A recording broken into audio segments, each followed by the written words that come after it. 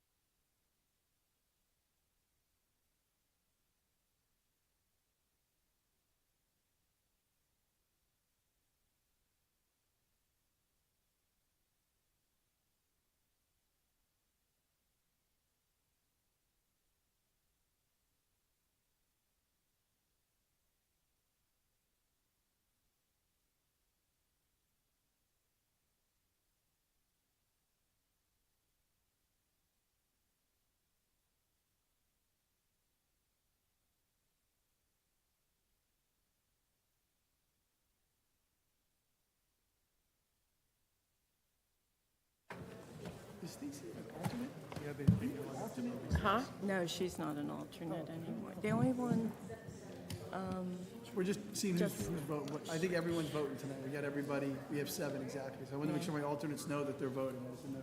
Rich, question. So if she voted no, so I'll take it, does she vote no on the resolution? Abstain. Abstain. Does she abstain? Okay, thank you.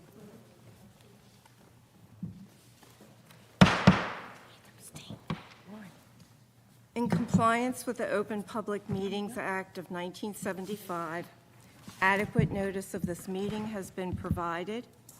If any member has reason to believe this meeting is being held in violation of this act, they should state so at this time. Seeing none, we'll have the Pledge of Allegiance. I pledge allegiance to the flag of the United States of America and to the republic for which it stands, one nation, under God, indivisible, with liberty and justice for all. Mrs. Werner, Here. Mr. Venuto, Here. Mr. Ledwin, Mrs. Notch, Here. Ms. Sheehan, Here. Mr. Walsh, Here. Mr. Zexer, Here. Mr. Cataldo. Here. Thank you. Okay, I have an announcement that longtime board member Ginny Hessel has retired. We want to thank Ginny for her years of dedicated service and wish her the best in her future endeavors because she will be missed. Reminding everyone to turn your mics on and keep them close by. So we have a motion to approve the minutes. I'll make the motion. A second? Mrs. Notch motions, Ms. Sheehan seconds. Mrs. Notch, Yes. Ms. Sheehan, Yes. Mr. Walsh, Abstain. Mr. Zexer, Yes. Mr. Cataldo. Yes. Yes, thank you. Mr. Venuto, Yes. Mrs. Werner. Yes. Thank you. We need a motion to approve the resolution for Michael Wood, 413 Broadway. Motion. A second? Mr. Zexer motions, Ms. Sheehan seconds. Mrs. Notch, Yes. Ms. Sheehan, Yes. Mr. Walsh, Abstain. Mr. Zexer, Yes. Mr. Cataldo, Yes. Mr. Venuto, Yes. Mrs. Werner. Yes. Thank you.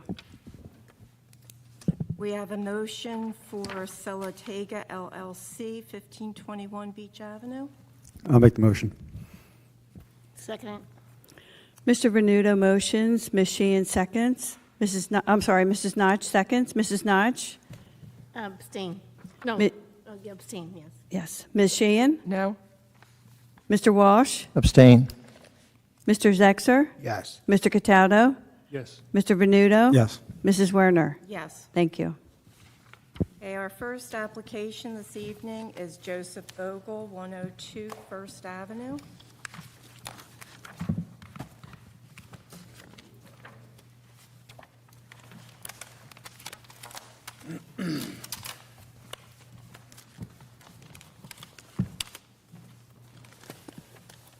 If everyone will turn on their mics. Thank you.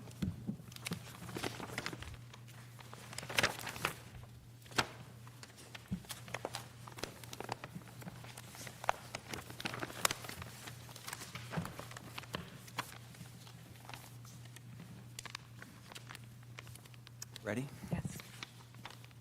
Thank you, Madam Chair, members of the board. Anthony Monzo from Monzo Cadenas Delalis, representing the applicant Joseph Bogle.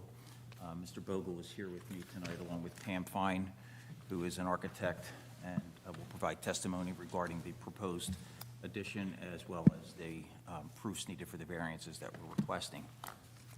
I don't know if you want to swear them in now, or you want to... Sure. Welcome to swear in our board engineer. Raise your right hand, please. Do all of you swear to tell the truth, the whole truth, and nothing but the truth, so help you God? I do. Yes. Thank you.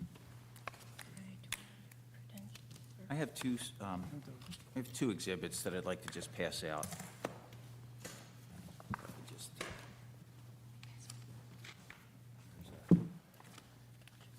I've marked them as A1 and A2. Some of them were included in the application packet. A1 is a sampling of some of the surrounding homes in the neighborhood. A2 are some photographs of the existing conditions of the subject property.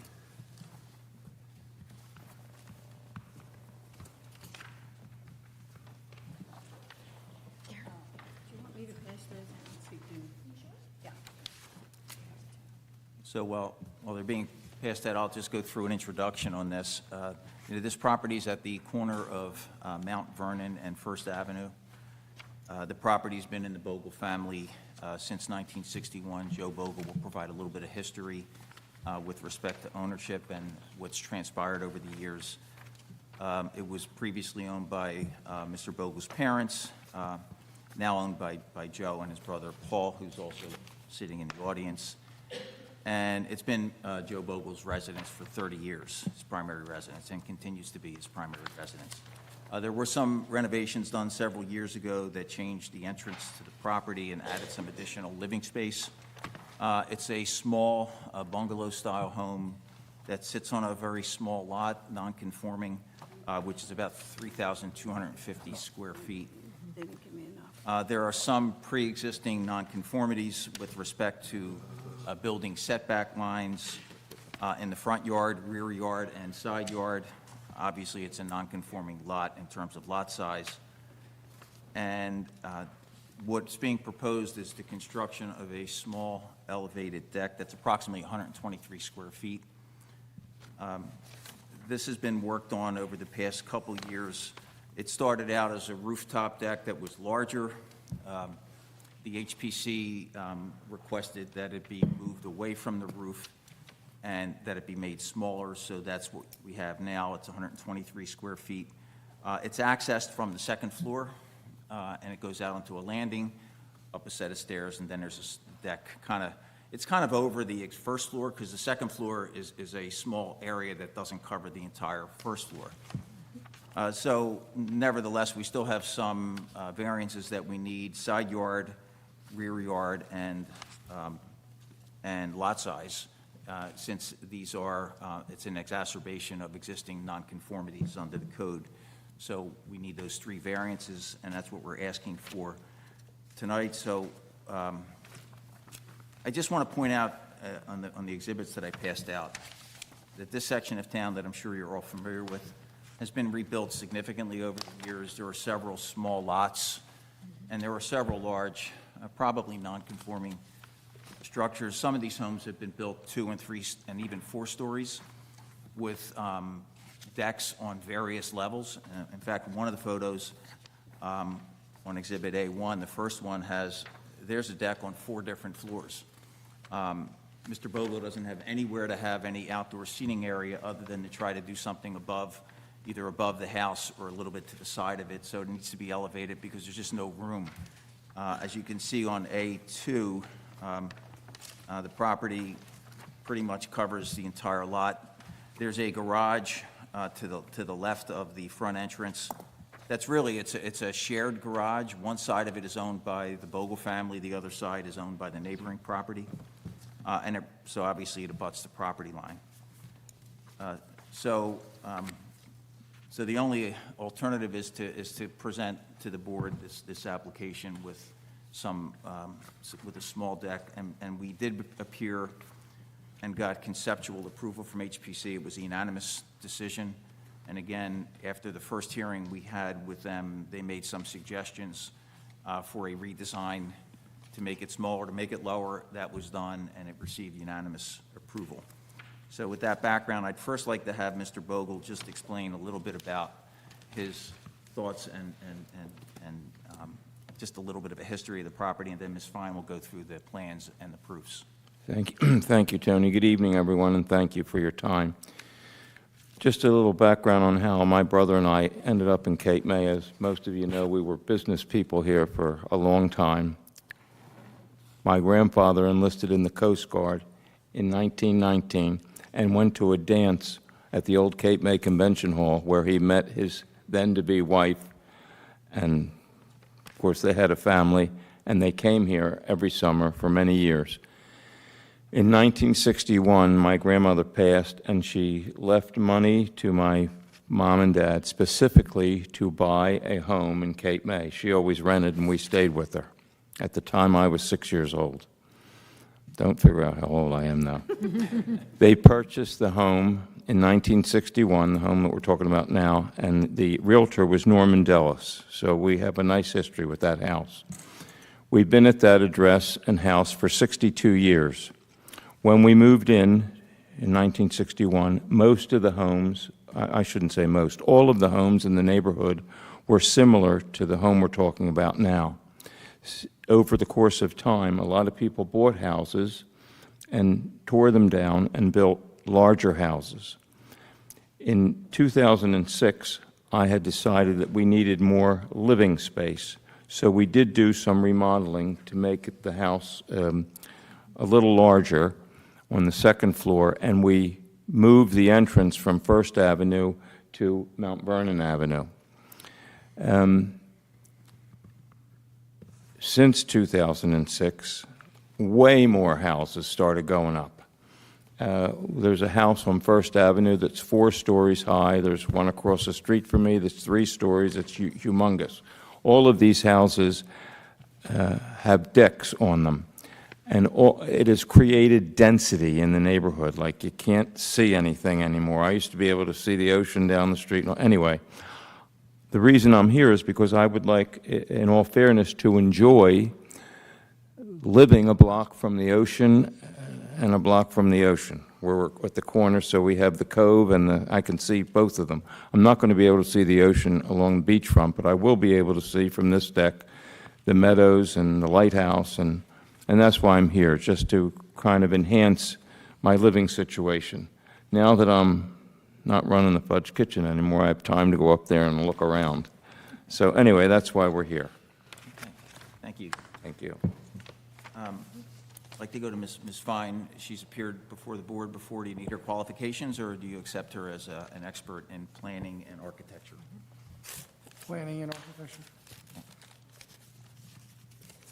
Yes, we'll accept. Thank you. So, Ms. Fine, if you can just, with reference to the plans, if you can just explain to the board what is actually being done. Sure. I'll take you through what's existing to start, so you understand the layout of the site, the size of the house. So if you look on S1, which is this sheet right here, you see all of the existing floor plans, the existing elevations. Tucked up here in the upper left side is the existing site plan. It's very small because the property is extremely small. It's a 65 by 50 lot. It's less than half of what the lot size is required. But we have an existing bungalow situated on the lot. You'll see that shared garage shown up in the upper left corner. And then the rest of the home kind of sits central in the lot with the side setback from Mount Vernon only being about half of a foot. So it's very close to the setbacks on the opposite side of Mount Vernon and the opposite side of First. But along Mount Vernon and First, we have some pretty decent setbacks. We have 9 feet to the front of Mount Vernon and about 8.5 feet to the front along First Avenue.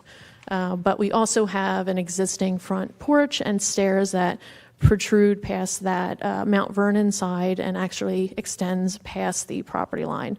This is all existing. We are proposing no changes to the layout of the house, to the garage. You'll see the existing elevations of the home. As Mr. Monzo stated, we've been to HPC several times, and they would not allow us to build a rooftop deck. They did not want the roof lines changed in any way. They did not want the roof overhangs changed in any way. So you'll see when I go to the next sheet, what we're proposing is completely detached as far as the deck goes. We do obviously have a connection by way of a staircase, but that is it. So I'm on P1, which is the proposed plan sheet. You'll see the existing layouts. Nothing has changed. What we're proposing to do is there's an existing back window of the house at the staircase, the interior staircase, that we're going to enlarge to make it a doorway. And that really only entails removing the sill of the window and below that. So we have an existing roof along the side opposite of Mount Vernon Ave that we're going to propose a new landing on, which will connect to that doorway I just mentioned. We'll have to relocate the AC unit there, but that will give us a way to connect to this new deck. We push the staircase, you'll see there's a gap between the house and where the edge of the stair starts. That's to accommodate for the roof overhang. So that was to appease the HPC. It gives clearance to the roof overhang, and so the deck the stair will not interfere with that overhang design. And you'll see up to the new level, which is the proposed roof plan. It's a 10 by 12 foot 4 deck, so 123 square feet. Not huge by any means, but enough to enjoy. That is basically situated in this area. We have an existing concrete patio between the house and the garage. So it's basically situated in that space. It's not going to add to any impervious coverage as that's already concrete. We are not extending any closer to any of the property lines. As far as the property line on Mount Vernon, the opposite of Mount Vernon goes. All we are doing is extending closer towards that garage. But again, that garage is already there, so we're not doing any kind of changes to the garage.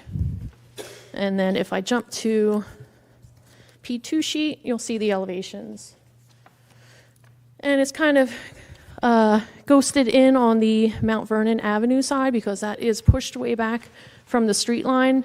The only way you'll actually see this deck is approaching from the garage side and looking back at the home. If you're looking from First Avenue, the roof line will cover the entire deck, and obviously you'll see it from the other sides. But as far as the streetscape goes, really nothing will change unless you're looking from that angle taken from further down the street. I'm sorry, can you say that again? Yeah. From First Street, it's visible or not visible? From First Street, here, I'll switch over again. First Street, the way the house is elevated, you can see there's a mound. The house sits above the sidewalk line. You will not see that. So in a 2D form, you see it, but in a 3D form, you will not. So it is pushed back from the side of the house, and you will not see that from First Avenue. All right, but from Mount Vernon, you will. Mount Vernon. Sorry, with the right. Yeah. Not the right, not visible from the front elevation, but that wouldn't be accurate. If you're, the only way you'll see it is if you're approaching from the far side of Mount Vernon, so towards the garage. So you'll see it because it's situated so far back and behind this jut out that you have to approach it at an angle to actually see it.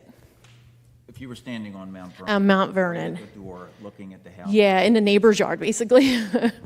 If you were standing on Mount Vernon, where the front door is facing the house, would it be visible? It will be tucked back. It will be slightly visible from Mount Vernon if you're standing looking at the front door of the house.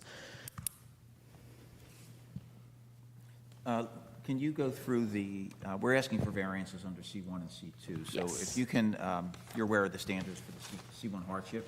C1, yes. So if you can go through proofs needed for that, explain why this is a hardship, and go through the negative criteria as well. Sure. So C1 variance entails variance granted for narrowness, shallowness, or irregular shape. We mentioned the size of the lot. We have less than half of what is required. A 7,500 square foot minimum lot area is required. We're only at 3,250. So it's a severely undersized lot. It's existing. There's nothing we can do to remedy that. So we're working within the confines of what we have available. And so I think that is an appropriate variance to ask for as far as C1 goes. And there's no other option in terms of outdoor deck space or outdoor seating space on the lot other than what's being proposed? Exactly. So the only other route we saw was going above the roof line, but we were not allowed to do that as per HPC. So as far as any other usable area that will see the water, no, there's nothing else available. Can you go through the negative criteria? impact on the zone plan and on the public good? I don't feel like there's any negative criteria to really mention. We're working between two existing structures. We have a garage that's existing. We have a house that's existing. We're tucked between and back, between both of those structures. We reduce the height of the deck so that you do not see it above the roof line. I feel like we haven't exacerbated any existing setback issues. We're working within what we have available to us. So I feel like there's no negative criteria of what we're proposing. And it's consistent with what is in the neighborhood in terms of other structures? I feel it is. You see the pictures, the exhibits that we handed out. There's many homes on Mount Vernon Avenue that actually have roof decks. That's why we went that direction with a roof deck. But since we're not allowed to do that, we feel like this is a really good option, an alternative to satisfy the need to have some outdoor space to enjoy, but also respect the nature of the lot and the historical condition of the home. For the record, if the board looks at the fourth photograph in Exhibit A1, there is that house that Ms. Fine is referring to. It has a rooftop deck, and that is 2 houses away from the subject property, which is on the far right. Do you have an address for that, so I can put that on here? What is the address of this property? Which one? The one you're referring to right now? It is, we think it's 25 Mount Vernon. It's two doors to the west of the subject property on the same side as Mount Vernon. Thank you. And that is the same scale home, a little bungalow that has been renovated, remodeled. They added the roof deck, I'm guessing when it was allowed to do so. So that was what we were striving for, but this option was more appealing to the HPC board, and it gave Mr. Bogle the deck space that he was seeking. Can you go through the C2 balancing Sure. criteria as well? Sure. So I'll mention a couple criteria that I think are applicable. I'll start with A, which is to promote the public health, safety, morals, and general welfare. We are just proposing a deck structure. It's going to be elevated. It will be built to code. It will be, built to flood height, obviously, but it will give a space for Mr. Bogle to enjoy and do it safely. Letter E, I should say, to promote the establishment of appropriate population densities, concentrations that will contribute to the well-being of persons, neighborhoods, communities, regions, and preservation of the environment. So we are providing outdoor space that is good for the client, that's good for the community. We're not increasing lot coverage, impervious coverage, so that is already covered area with the concrete. Letter G, to provide sufficient space in appropriate locations for a variety of agricultural, residential, recreational, commercial, and industrial uses, and open space, both public and private, according to their respective environmental requirements in order to meet the needs of all New Jersey citizens. I'll jump to I, to promote a desirable visual environment through creative development techniques and good civic design and arrangement. Again, I think this will enhance the look of the home. It's situated between these two structures. I think it'll complement both as the design and the height goes. And letter J, to promote the conservation of historic sites and districts. Obviously, it's a historical bungalow.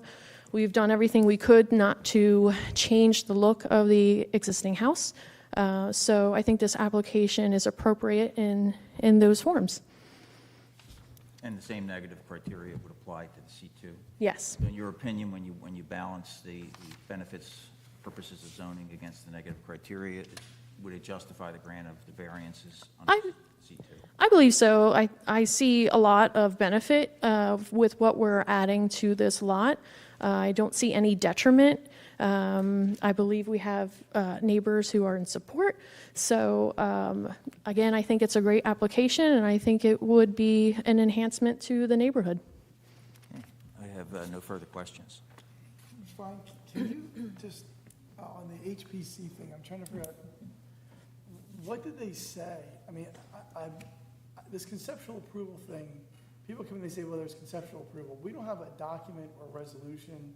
We have no idea what they said about it. And I'm trying to figure out, did they say like this is a historically accurate deck? I mean, what was the? So the first presentation that we did with HPC, we had a stair that basically hugged this wall. That was so that we didn't have to ask for as much of a variance along this back property line. So we had that stair which had to cut through the roof overhang, which was strike one. So we had to cut back part of that roof overhang so that we could get the stair up and not hit your head. So they didn't want us to touch the roof overhangs.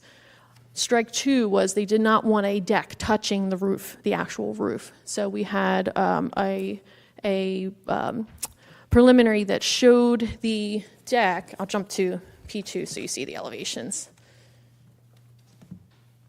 We had a deck that basically sat above this highest ridge line. We were elevated above it. We had railings above it. That gave us the most amount of height to see the water. But they did not want anything on top or touching the actual roof of the bungalow. And those were really their. If you had done it that way, was it variance free? No, we would have still needed a variance to get the stair, because we're a half of a foot away with that little bump out. So the stair was only, like 3 feet away, I believe, when we were proposing that version. The deck was situated basically on top of the home. The deck would not have extended past the first floor of the house. And it was a lot. Even though it was in the setbacks, it was still within the confines of the first floor because of the way the house is built. By moving it over a little bit, instead of being 15 feet from that one property line, which is where the house is, it's 11 feet. So it goes 4 feet over where the existing house is.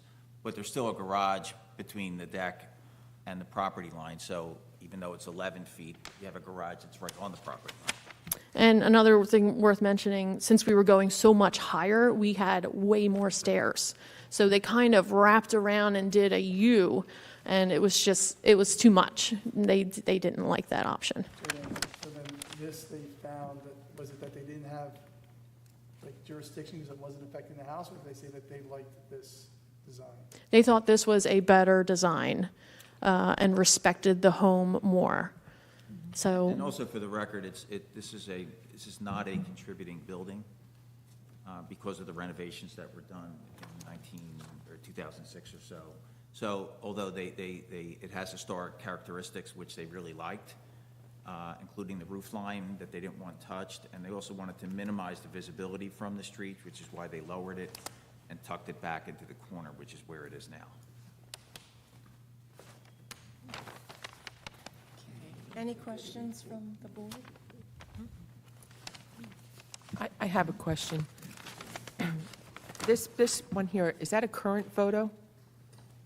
I believe so. Looks current. I'm sorry, I didn't hear you. A2, is that a current photo, or is it, okay. I just like, because it's so close to the back property line, I just want to make sure that the neighbor was notified of the project. Here. Okay. I just want to make sure, that's all, because it seems so close at 5 feet, at 5 inches.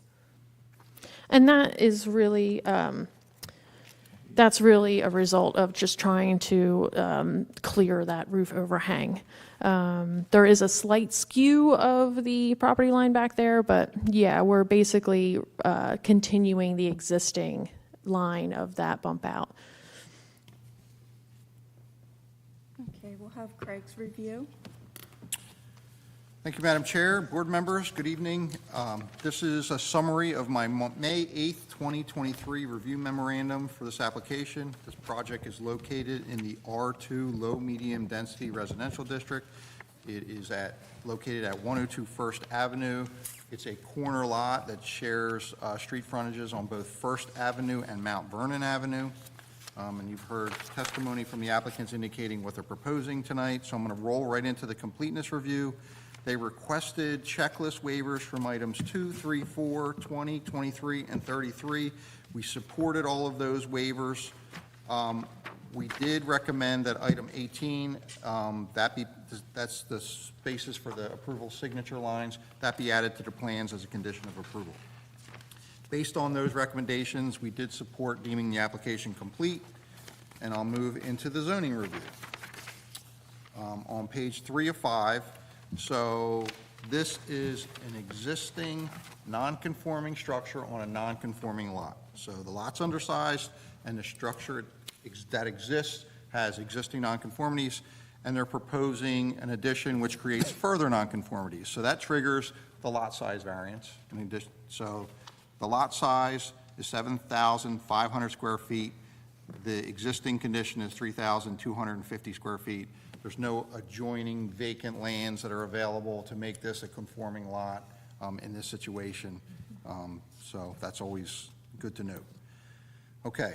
This is a corner lot, so the rear lot in this case is the lot line that's furthest away and parallel to First Avenue. So on that side, the requirement for a rear yard is 25 feet.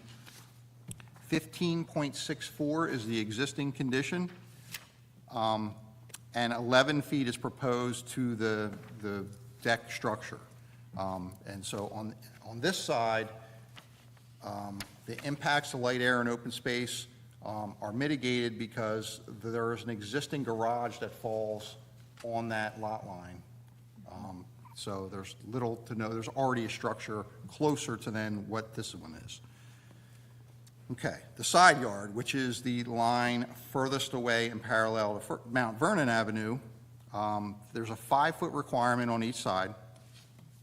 The existing condition to the structure on that side is 0.58 feet, and they're proposing to align the deck even with that. So they're not encroaching any further into the setback, but they're matching the existing non-conforming setback of 0.58 feet. So there's a variance necessary from that. So those are the 3 variances that the board has to address.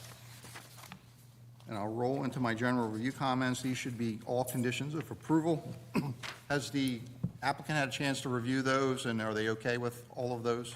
Just a couple, Craig, if. Okay, we'll discuss them as we go through them? Yeah, we can do Okay. that, but most of them are fine. Okay, one is just rehashing the fact that the approval signature lines need to be added to the plans. 2 is our review of the grading and drainage situation. This is, the grading looks okay on this lot. However, we always affix the condition that if they change the grading and drainage patterns, then they're required to comply and provide us with a new grading and drainage plan. 3 is we've asked them to comply with the requirement to meet the street tree requirements of the code. Is that okay? One tree on each side. Yeah, that's fine. Okay. All right, there's a landscaping and vegetation plan has not been provided. The existing lot coverage exceeds that which is permitted. It's recommended that a note indicating the existing landscaping will be preserved be added to the plan. Is that acceptable? Yes, And you do plan on keeping the existing vegetation, correct? yes. Okay. All right, so in these cases where we have overages on coverage, so this site has an existing non-conforming situation with regards to lot coverage. 40% is the maximum permitted, 60% is the existing coverage, and 60% is what's proposed. They're proposing this structure over top of existing impervious, so that's not driving and creating further nonconformity, but we always look to mitigate where we can. So in this case, I've asked them to deal with that. There's parking ribbons that lead to the garage.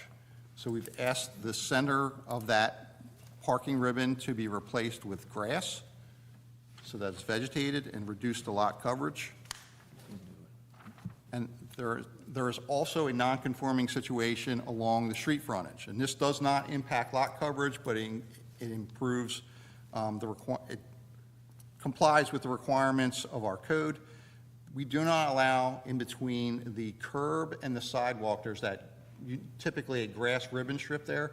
If you look at Exhibit A2, all of the road frontage has stone.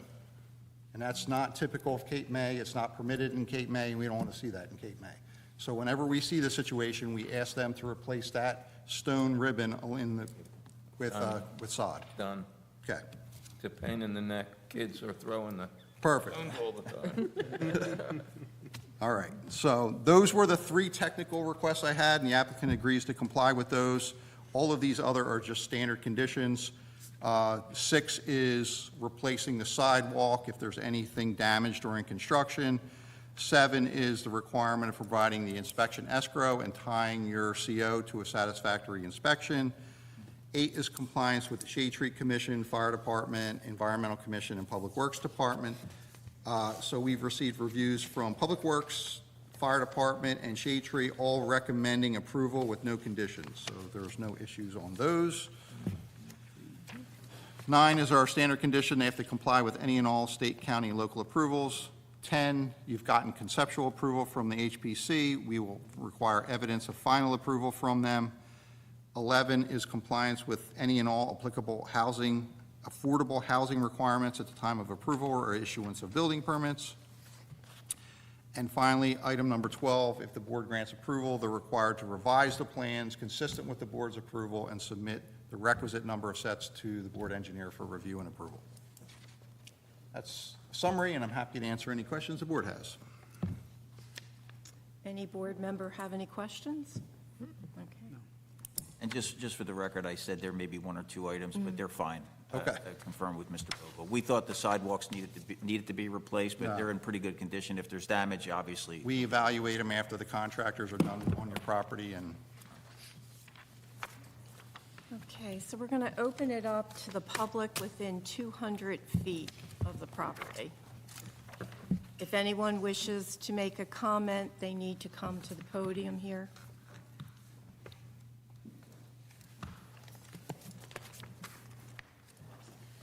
If you'll turn on the microphone and state your name and address. I'm Jackie Newman. I live at 104 First Ave. I'm a neighbor to Joe, and my family and I welcome the idea of this addition. We think it's going to complement. I'm sorry, you kind of jumped right in there. Let me just slow you down for a second. Can you spell Newman for me? Newman. And Jackie is a CK? No, it's Jacquie. I'm going to make you famous in a resolution. I will at least spell your name right. And I'm going to have to swear you, but can you tell me your address one more time? 104 First Ave. Okay. You swear to tell the truth, the whole truth, and nothing but the truth? Yes, I do. All right, go ahead, start over. As I said, my husband and I, my family, welcome the idea of Joe building this deck. We think it will complement his property. I think it's going to be a nice addition.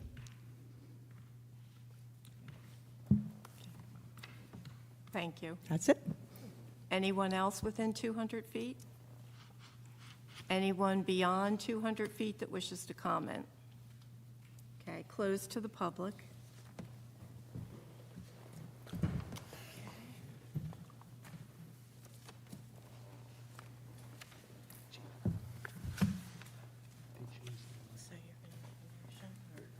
there's any discussion, say, I see if there's any discussion. Any more discussion? Any questions, discussion, anybody? All right, well, then the motion that I recommend, well, let me do the standards. The standards are they have a C1 hardship request and a C2. The C1, I incorporate the explanation given by Ms. Fine and given by the attorney and by the board engineer, but that's the one where you find that it's interesting to me, lot size isn't really one of the choices, but it's shallowness, width, or irregular shape. A lot of times undersized lots are mentioned there. I'm not sure if it totally is, but they're saying the size or shape of the lot causes a hardship because there's nowhere else to put the deck. That's a C1 standard. C2, you've heard purposes of zoning testified to by Ms. Fine, and she testified that she believes they outweigh any detriment. So they're asking on the C1 and C2. There's also testimony regarding the impact on the neighborhood. You haven't heard from the neighbors, although you can make your own assessment, but the neighbors did have opportunity to speak. So the motion I'd recommend being made is a motion to grant, and we always make it in the positive. I'm not suggesting how you vote. We make it in the positive, then you can vote yes or no. This requires a simple majority because it is not a use variance, but a bulk variance. Motion I recommend being made is a motion to grant variances 1, 2, and 3 on page 3 of the engineer's report. Subject to the conditions and waivers outlined by the board engineer in his letter, including those put on the record regarding the sidewalk and the parking ribbon. And again, the motion is in the affirmative to make it, but how you vote is up to you. So if someone wants to make that motion, or if you have any questions, I'll be glad to answer them. I'll make the motion. Second it. Ms. Sheehan motions, Mrs. Notch seconds. Mrs. Notch? Yes. Ms. Sheehan? Yes. Mr. Walsh? Yes. Mr. Zexer? Yes. Mr. Cataldo? Yes. Mr. Venuto? Yes. Mrs. Werner? Yes. Thank you. Okay, thank you. Thank you very, very much. I appreciate it, and I appreciate your time.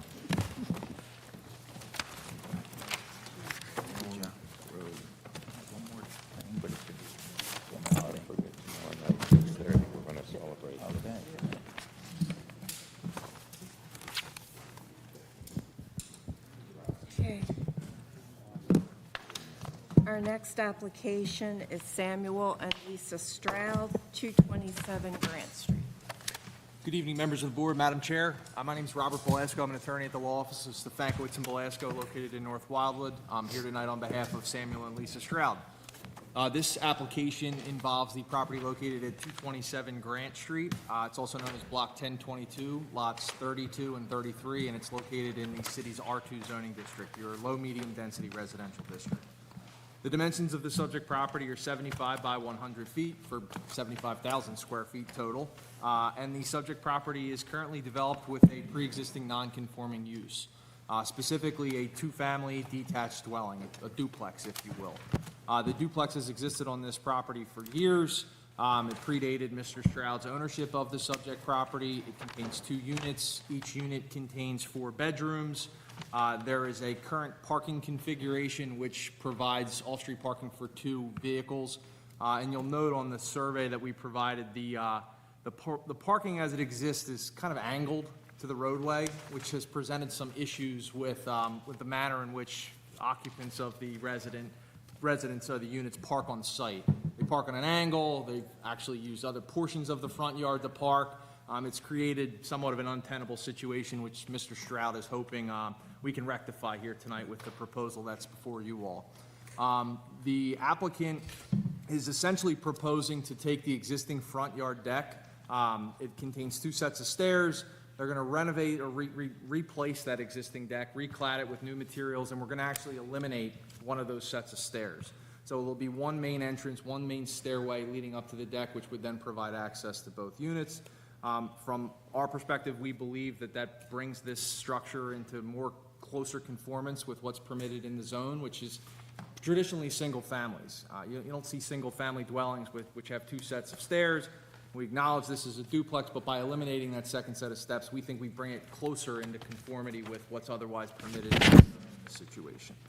We're also proposing to reconfigure the front yard to create 4 conforming off-street parking spaces. The access to these off-street parking spaces would be perpendicular to the roadway. We're proposing to eliminate this angled parking situation, which we feel will also alleviate and eliminate the desire for individuals to park in other locations which aren't designated as off-street parking spaces on site. And notably, the inclusion of those 2 additional off-street parking spaces would bring this structure, this pre-existing duplex, into conformity with the off-street parking requirements that the city imposes. So with the 2 units, based upon the number of bedrooms, we require 4 parking spaces. We currently only have 2. If the board sees fit to grant this proposal, we would comply and we would have 4 off-street parking spaces and a better configuration from our perspective.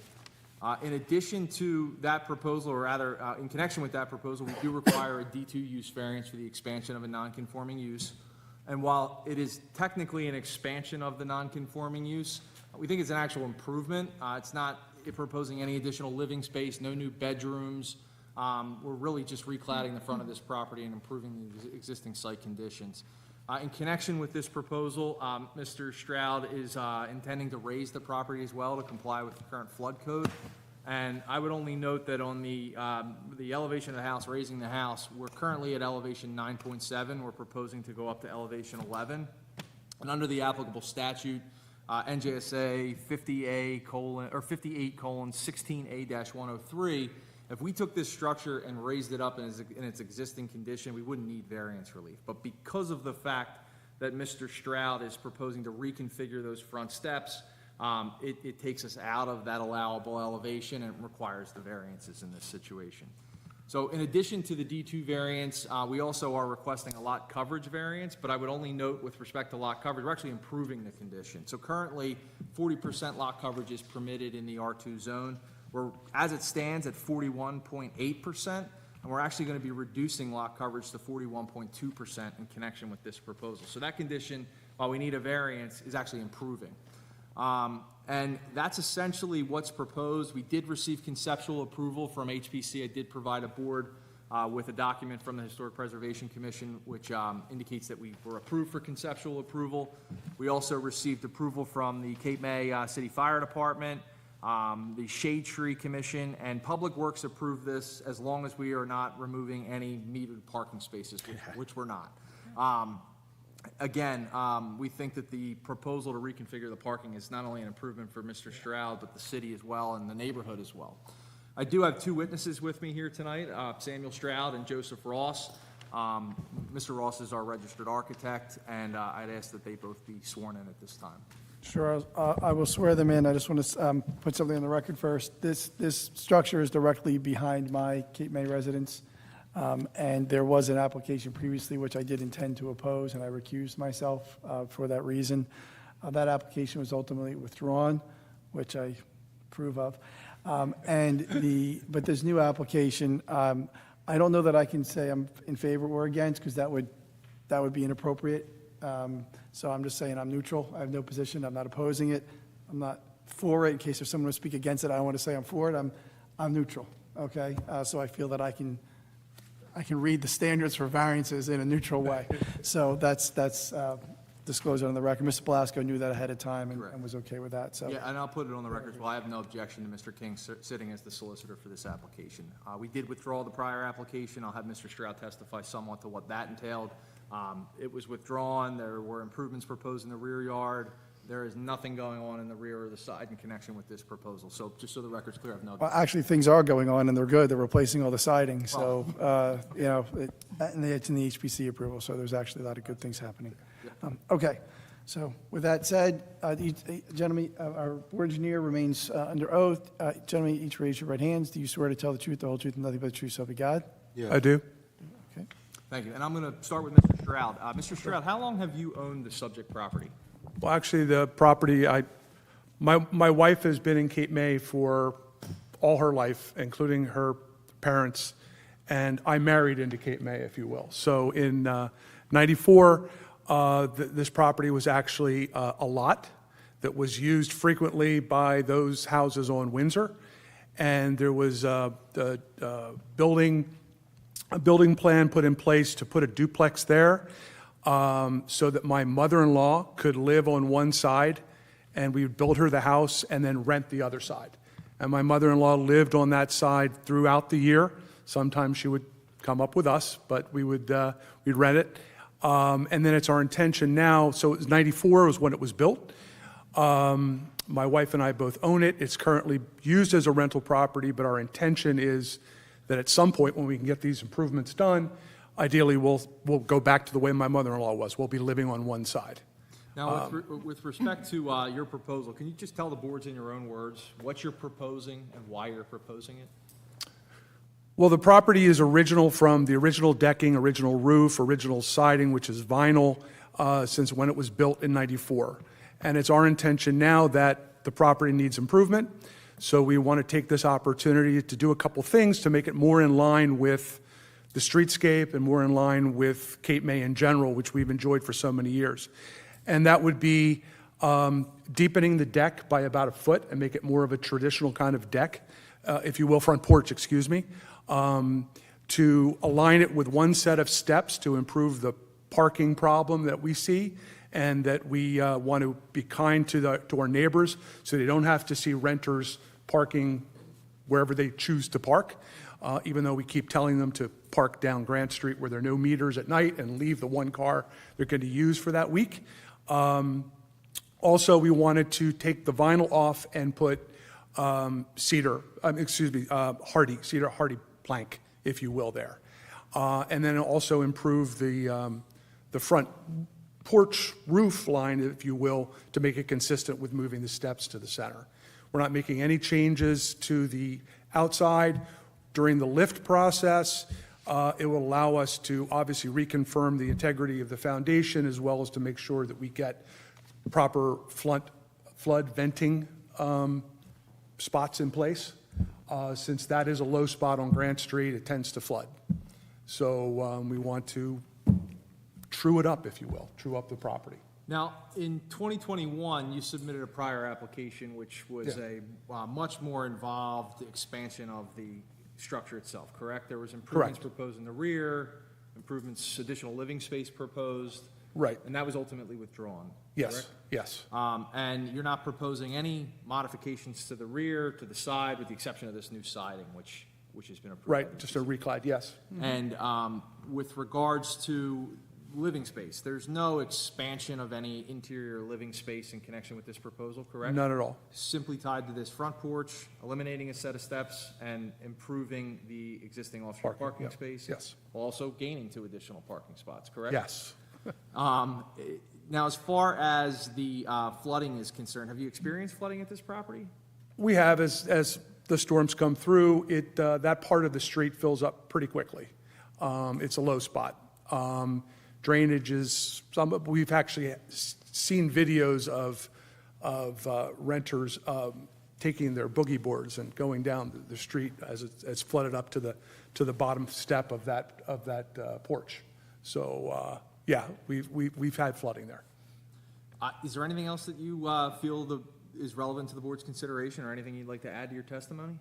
No, just look forward to hopefully getting these things in place and having a retirement down here. I don't have any further questions for Mr. Stroud, but certainly if the board has questions, we're happy to answer them now. I have a question. So with these improvements, you're actually increasing the size of the front deck? I think it's increased by 1 foot, but we still exceed the building setback that's permitted in the zone. Okay, well, building setbacks include the stairs, correct? I believe so, but Mr. Ross can address that in more detail. We still comply with the front yard setback. Okay, because I guess on the plan, I couldn't figure out what the setback was for the stairs. The setback to the face of the lowest step, which is the criteria in the Cape May ordinance, is 19.2 feet.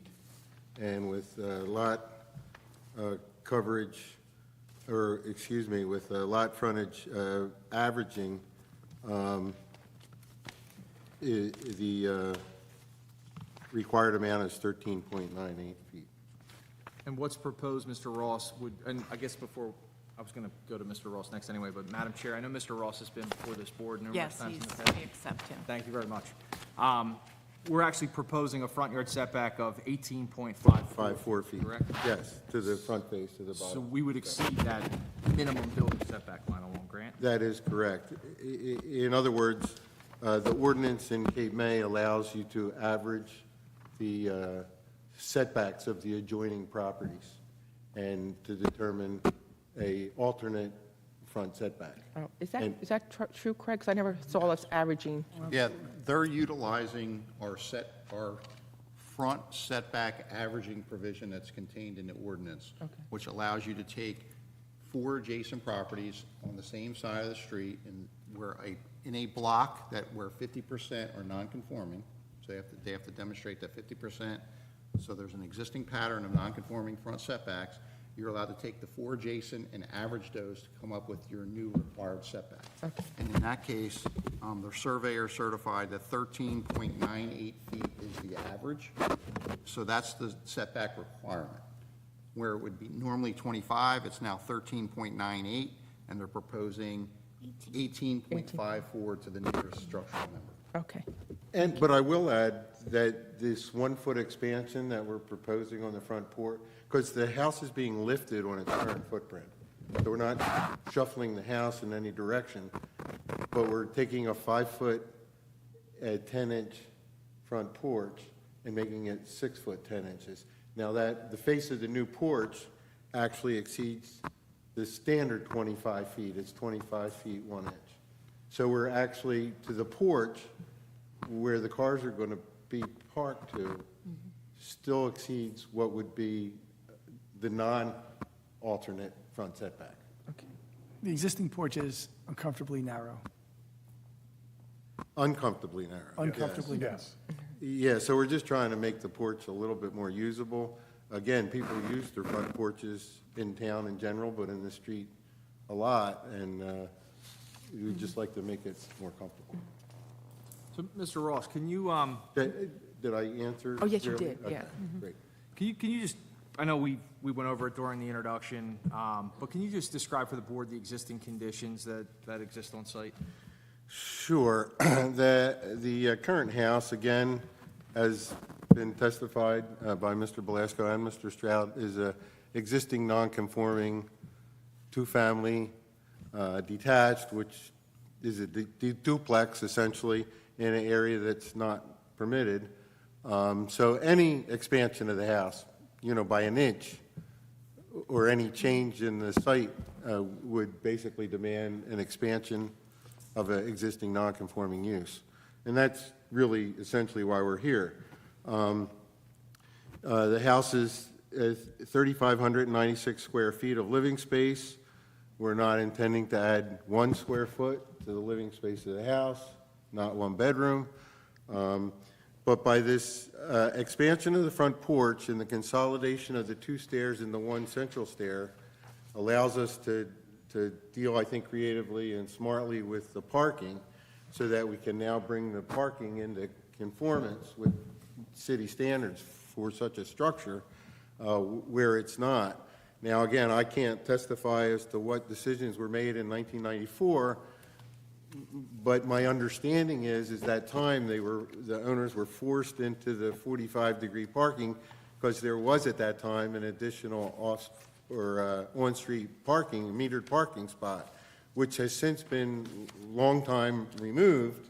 So we're left with the dinosaur vestige of some decision made many years ago. So what we're proposing is 90-degree off-street parking. We're taking out a lot of the existing parking was a combination of concrete and pavers, as you can see from the existing site plan or survey, and we're eliminating all the concrete, so everything's in a paver, and we actually reduce the lot coverage. But because it's not conforming, we need, as you've heard testimony, we need a variance to that effect. Mr. Ross, with respect to the D2 variance, so the use exists, and I know we're proposing an expansion. I would more or less view it as an improvement, but do you think that the site can accommodate the expansion that's proposed by Mr. Stroud in connection with this application? I do believe that, and I believe the lot coverage reduction actually is evidence of that. That we're not asking for an expansion of any lot coverage associated with these site improvements. And would you agree that, we comply with the setback requirements, the side, the rear, the front, we're under on coverage, correct? All other setback and bulk issues seem to be in conformance with the city zone requirements for this district. And while we're proposing to raise the existing structure, would you agree we're still well below maximum permitted building height? In this? Oh, yes. What we've done is we're raising the existing structure 2 courses of blockwork, 16 inches. And that will bring us into basically the minimum standard, which is 2 foot of freeboard. And there's no materials that are not flood resistant are allowed in that freeboard. So it's an existing structure, so the existing floor joists are not pressure treated.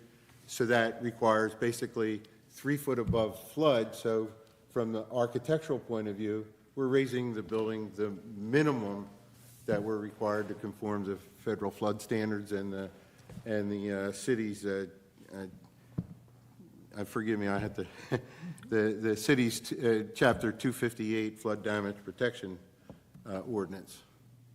So we're not moving an inch above or an inch below what we see as, from an architectural point of view, what's the minimum federal standard. And Mr. Ross, the only other condition on site which is an existing nonconformity is the floor area ratio, correct? I think we're slightly over, it's 0.45, 0.479 exists, and that's what's going to be maintained, correct? Correct, that's an existing nonconformity because we're not proposing any expansion. So of no that. additional living space? Not, no need to- not a square foot. Perfect, just wanted to be clear on that point. Now, with respect to the variances that we are seeking, would you believe, or do you contend that there are certain purposes of zoning codified in NJSA 40:55D2 that are I advanced? do. I think there's, the benefits you can look at, and I'm not going to do all the wording, I'm just going to kind of summarize them, is that we promote safety. The idea of lifting the house to conform to flood measures, flood conditions, and requirements by bringing the house into conformance, both at a federal level and a municipal level, that we're promoting safety in the city of Cape May. I also believe that we are consistent with letter I, which we promote a desirable visual effect. What we're doing is basically the whole exterior cladding and windows to be consistent with what the HPC would demand of a new structure in this district. And we're basically updating the dated materials from 1994 with materials that have been reviewed by HPC and approved already. So that, in conjunction with the idea that we're taking a house that's very clearly a duplex with these funky driveways, 2 sets of steps, and we're consolidating these steps, and we're building a gable over the porch to highlight the central nature of it. Again, it's still a duplex, but we're trying to make it be more visually consistent with both the zone and other structures that are in the neighborhood. And then the third thing I would say is that we promote the free flow of traffic, which again is a safety issue with these 2 well-defined parking spots that are in conformance with the city ordinance for such a structure. The structure has been here since 1994 with a non-conformity in the parking situation that we're actually resolving. And again, the HPC has reviewed this and agree that it meets their conceptual approval requirements. And Mr. Ross, just so, would you agree, we're not eliminating any metered parking spaces in connection with this proposal, correct? No, we're definitely not eliminating any metered or city-owned parking spaces. And now, with respect to the negative criteria, do you believe that this proposal creates any substantial detriments to the public good? I can't see it from a common sense perspective, I just see the pluses. I can't see anything that would negatively affect the city plan. It's actually a benefit to have 2 additional parking spaces on site, correct? And reduced lot coverage and a more appealing building. Again, it's hard to see how there's a negative result from that. Now, do you believe that this proposal will in any way impair the intent or purpose of the city's current zone plan or zoning ordinance? I don't. And on balance, would you agree that the positive aspects of this project outweigh any potential negative aspects of the project? As you can probably guess from my testimony, I think the positives significantly outweigh any potential negatives. Madam Chair, I don't have any additional questions for Mr. Ross, but certainly if the board has questions, we're happy to entertain and answer them at this time. Anyone have any other questions? I don't have, Oops, sorry. okay. Go ahead. I don't have I don't have a question, but I have an observation.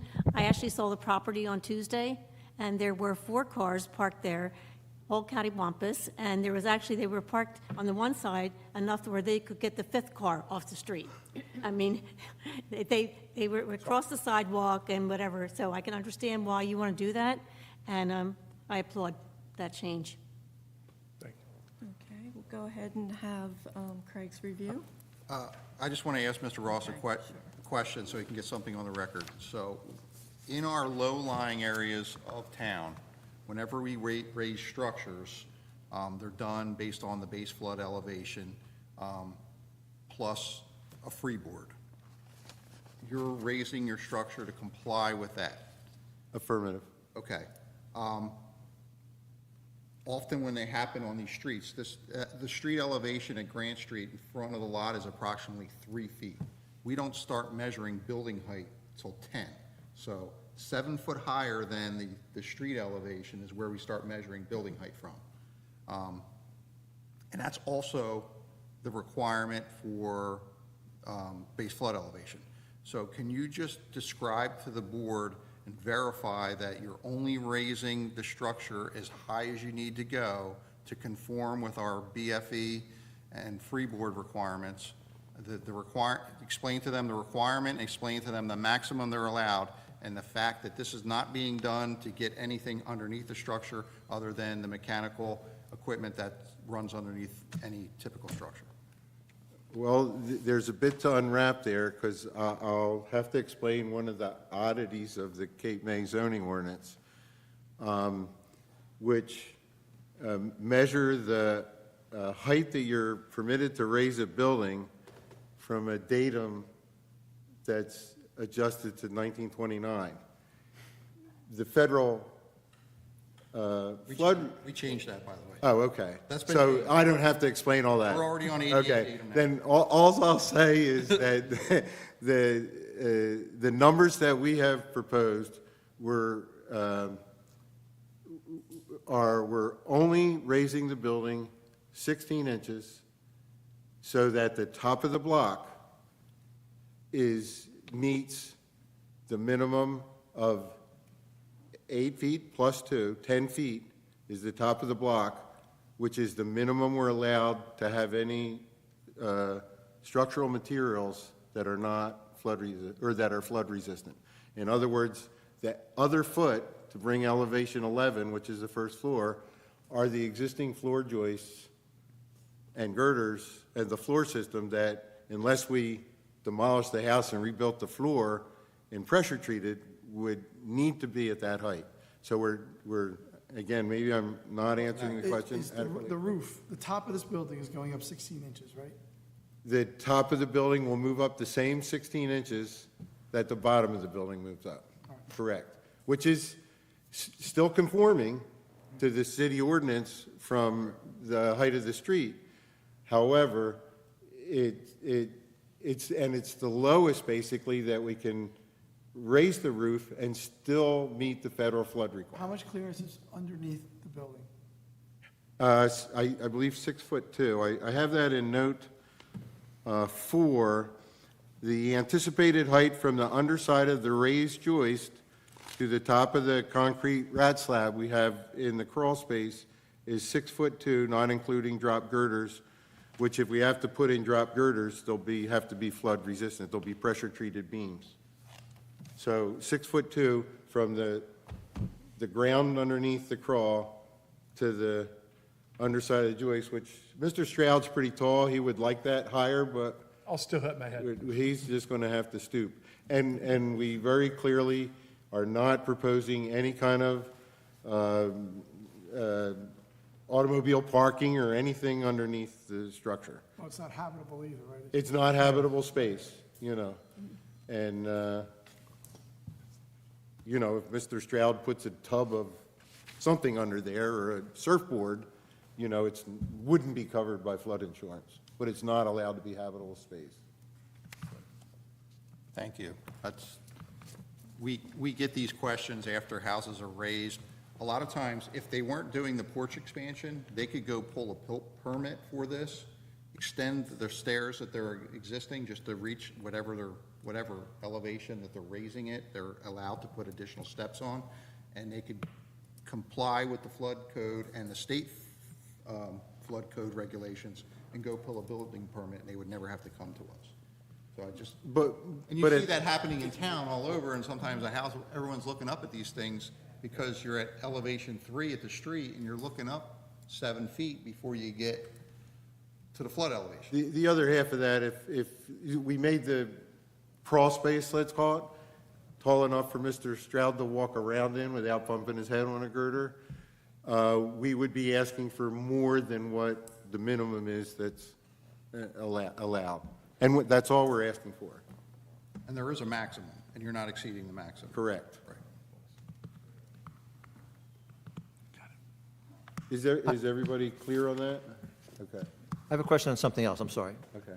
On your sketch plot, the diagonals next to the driveways, is that stone or is that going to be some kind of grass? Oh, those diagonals? Yeah. They're what's part of the ordinance that requires a driveway site triangle. Okay. They don't represent stone, they represent we're not allowed to have plants over a certain height and so forth. So that'll be grass? So we don't, we don't put big trees there. And how much of the lawn will you lose in between you? Like you have a nice little lawn there. Will you lose any of that because of this? Well, excuse me, but on either side of the driveways and the space between the driveways, other than the little walkway to get to the steps, that's all proposed to be lawn. So how much will be lost as compared to what's there now in the center? Oh, that's a good question. That calculation hasn't been done, sir. You can refer to the plan of existing survey and look at, basically, I guess, from a visual point of view, look at the amount of pavers, how close they come to the side property lines, and then the concrete that extends from the front steps. I'm just guessing visually, we actually have more yard than. You'll have more. is there. Okay. It looks to me like that, but that calculation is not one that Okay. is required in the process of submitting an I application. was afraid those site triangles were pavers or something. But No, as long as it's no, grass, it's fine. they're just restricting, there's a note further up that says what can go in those areas. Okay. That's all I have. Okay. Any other questions? All right. I'll summarize my May 16th, 2023 review. This is a project also located in the R2 Low Medium Density Residential District. This is an addition to two-family detached dwellings. Two-family detached dwellings are not permitted in the R2 district, so that's why we're dealing with a D variance tonight. You've heard testimony from the applicant indicating what improvements are proposed. I'm going to roll into the completeness review on page 2 of 6 of my review. Item number 12, in May, when we did this review, the certified list of property owners wasn't provided. I'm guessing that has been provided in proof of notices? Okay, so that's been addressed. I do have a question, though. Did you get the notice from Atlantic City Press? Just the digital copy that I emailed to Still, you. okay. I called them, and they said that they mailed it out on July 19th, and Okay. we have not received it. Okay. But I begged and pleaded that they give me a digital copy, which they finally did after about 8 days of requesting it, so. Yes. When I get the original, you will have it in your I possession. assume that it's okay with Mr. King. I have heard that there are troubles with the Atlantic City Press not printing every day. And I know we have trouble with the mail. Well, I sent Mr. King a packet, he never got it for a long time. So we don't have the original publication affidavit, but we did have a submit digital Take copy. Mr. Blasco's word for it. Yes, I If did. he's wrong, it's his problem. I did, but I thought I would put it on. I did Thank submit you. an affidavit of publication and service where I Yes. certified that we did Yes. actually notice in the Atlantic Yes. City Press and send out the 200-foot notices as well. I would never misrepresent a situation like Exactly. that to any board. I believe you. Thank you. Thank you. Okay, back to the completeness review. They requested waivers from item 4, 23, 26, 27, and 33. We supported those waivers based on the nature of this application. Item number 28, they requested a waiver. We did not, we supported it now, but as a condition of any approval, they should be required to provide the design calculations for drainage. So that should be a condition of approval. Based on those recommendations, we did support deeming this application complete. Moving on to the zoning review, once again, two-family detached dwellings are not permitted use in the zone. Any expansion to that would require a D variance with the expansion of the two-family detached dwelling, so that's your D variance that you have to address.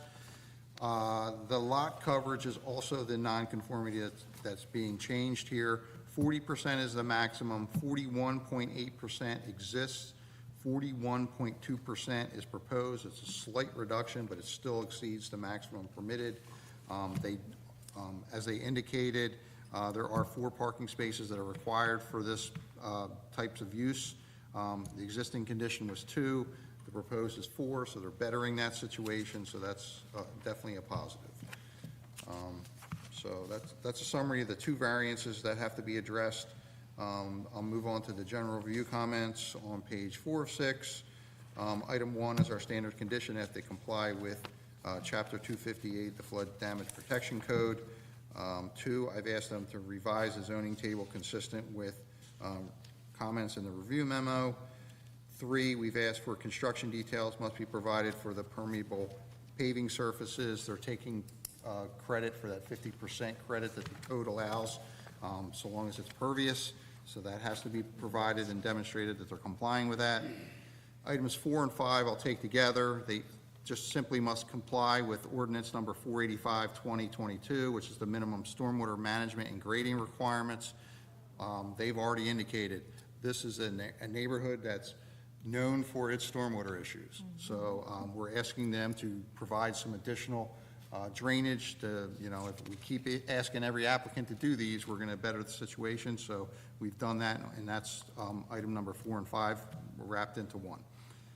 6 is our standard condition that they have to provide a landscaping and vegetation plan.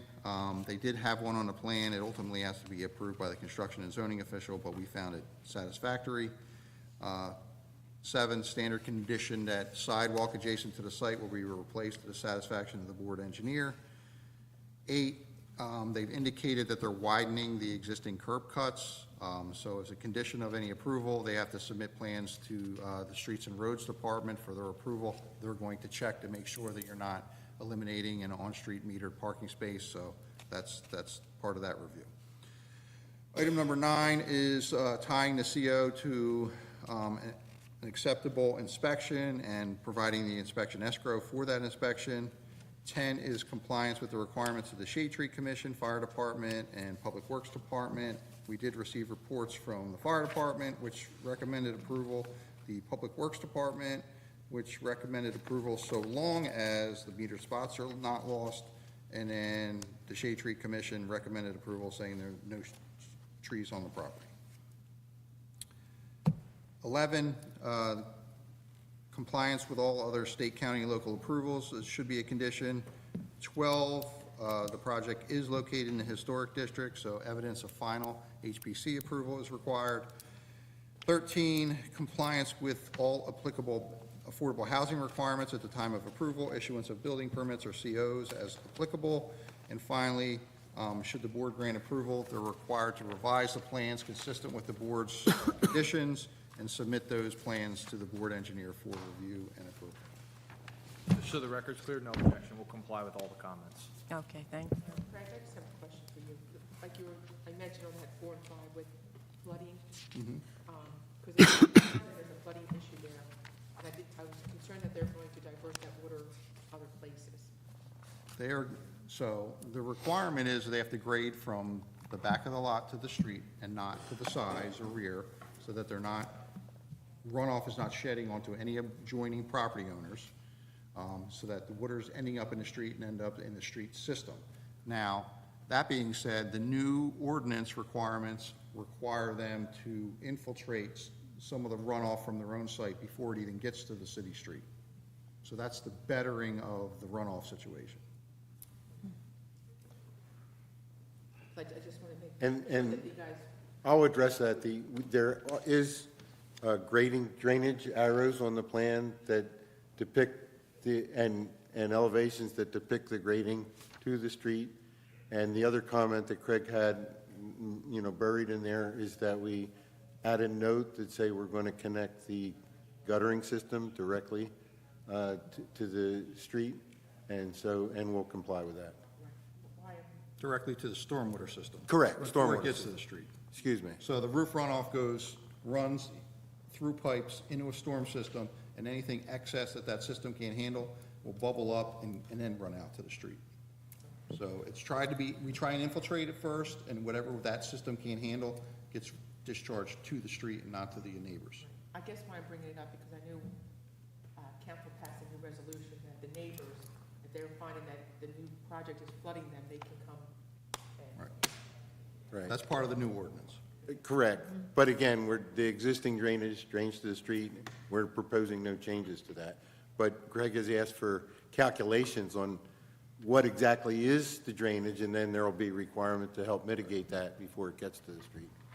And we'll comply. Thank you. Any other board member? Okay. This time, we'll open it up to anyone within 200 feet. Anyone beyond 200 feet? Closed to the public?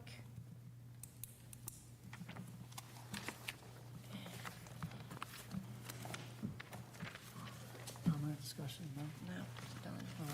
The motion that I'd recommend being made, although how you vote is up to you, is a motion to grant the variances on page 1 and 2 on the engineer's report, subject to the conditions and waivers as outlined by the board engineer and placed on the record. This is an expansion of a non-conforming use, but it is a minor expansion. Not that that matters too much, but it's a minor expansion. An expansion of a non-conforming use is a use variance, so it requires 5 out of 7 votes. But it's also not like a regular use variance that has a very high standard where it requires site-specific and uniquely suited for the use and all of that. It's not that kind of use variance. So when we have those, I'll give you a lot of warning and heads up. This is a sort of like a Coventry Square kind of analysis where, since it's already existed, it is shown that the site can accommodate it because it's been there. And the question is whether this expansion can be accommodated. Under the circumstances, you heard that they're improving the lot coverage. There hasn't been any opposition from the public, and you've heard some of the other benefits that have been described. So I leave it in your sound discretion. If you're going to vote no, please articulate your reasons carefully because there was no opposition. So right now, the record is very supportive. So if you're going to give your reasons, I'm not saying you have to vote yes. I'm saying if you're going to vote no, I need you to carefully articulate your reasons because I can't just incorporate them from the other parts of the record when I do the resolution, okay? Anybody have any questions? All right, well, that's the motion I recommend being made. How you vote is up to you. I make the motion? A second. Was that Mr. Walsh? Second? Yes, thank you. Ms. Sheehan's motions, Mr. Walsh seconds. Mr. Walsh? Yes. Ms. Sheehan? Yes. Mrs. Notch? Yes. Mr. Zexer? Yes. Mr. Cataldo? Yes. Mr. Venuto? Yes. Mrs. Werner? Yes. Thank you. Members of the board, thank you for your time. Thank you. Good job, council. Thank you. Good luck. Thank you, Mayor. I just have a minute as well. I know this is a little bit irregular, but I've taken a little bit of kidding because I retired a couple years ago. And I get it whenever I show up in Cape May. But I do, about a year ago, I think I went to my last HPC meeting, and I believe this will probably be my last zoning board meeting. And I just want to, many faces are new. Many of you probably don't know me from Boo, but I've been coming in front of this board for the last 27 years. And I just want to say what a privilege it's been to work in the city of Cape May those years, and a blessing to me and my family. And thank you very much. Thank you. Thank you. Good luck. Good luck, Joe. Thanks, Joe. Been a great professional. Thank you.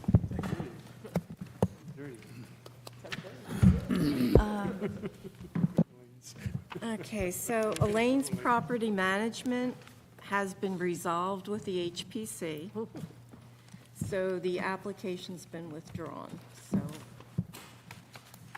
we can make a motion to adjourn? Motion, adjourn. All in favor? Mrs. Notch motions, all in favor? Yes. Yes. Thank you, everyone. Good night. You don't have No, I guess not. Yeah. No. Until the next. I said, great job, guys. Thanks. I think they have to go to HPC and get a new something. They have to do something. Because they still have that, I mean, they have their prior approval